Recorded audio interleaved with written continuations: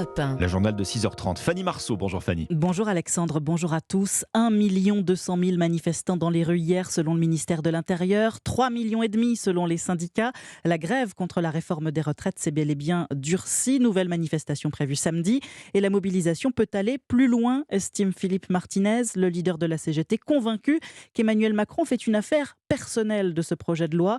C'est d'ailleurs directement à lui et non plus à ses ministres que l'intersyndicale veut s'adresser, Romain Biteau. Dans la semaine, les syndicats vont adresser une lettre au président. Objectif, être reçu rapidement à l'Elysée. Catherine Perret, secrétaire fédérale de la CGT. Il devra recevoir l'ensemble de l'intersyndicale et on va lui dire clairement pourquoi, au vu du contexte social, au vu de la détermination des Français, il ne peut que retirer sa réforme. Tant qu'il ne retire pas le projet de loi, on en a encore sous la pédale, j'ai envie de dire.